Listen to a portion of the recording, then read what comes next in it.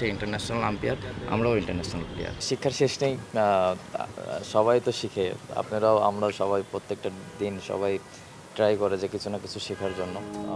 গত বছরের ডিপিএলের সবচেয়ে আলোচিত বিষয় ছিল আম্পায়ার শরফুদ্দুল্লাহ সৈকতের সঙ্গে তাওহিদ হৃদয়ের বাগবিতণ্ডা। যার শাস্তি পেয়েছেন হৃদয়, এমন ঘটনায় অনুতপ্ত তিনি নিজেও। এবারও মোহামেডানের হয়ে খেলবেন এই ক্রিকেটার, পেয়েছেন অধিনায়কের দায়িত্ব।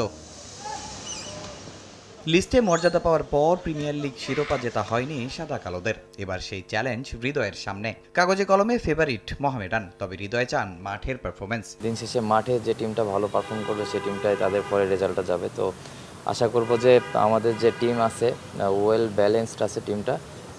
অবশ্যই আমাদের টার্গেট থাকবে যে পার্টিকুলার ডেতে আমরা কতটুকু টিম হিসেবে ভালো করতে পারি, এই চ্যালেঞ্জটুকু নিতেই হবে।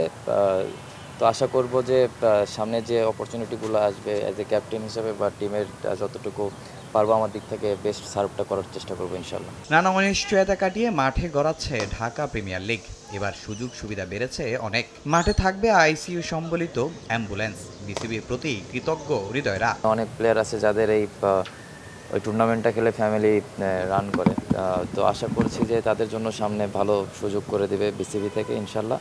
আর এই টুর্নামেন্টটা অবশ্যই আমাদের জন্য অনেক জরুরি ছিল এবং যদি টুর্নামেন্ট না হয় সেক্ষেত্রে প্লেয়াররাও যেমন তাদের একটা অপরচুনিটি মিস হয় এবং ভালো ভালো প্লেয়ারও উঠে আসে না। ফার্স্ট ক্লাসে কিছু প্লেয়ার খেলে, তাদের স্যালারিটা বাড়ানো হয়েছে।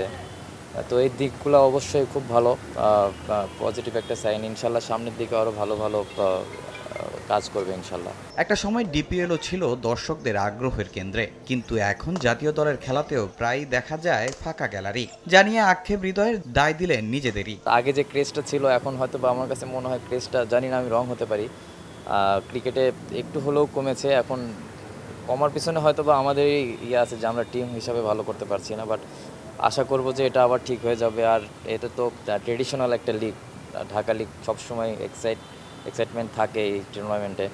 আবাহনী, মোহামেডান বা আরও অনেক বড় বড় টিম আছে, এই টিমগুলোতে থেকে খেলতে পারাটাও আমি মনে করব ভাগ্যের ব্যাপার। ডিপিএলের প্রথম দিনই 6 মাঠে লড়বে 12 ক্লাব। মোহামেডানের প্রতিপক্ষ সিটি ক্লাব। তামিম হোসেন, সময় সংবাদ, ঢাকা।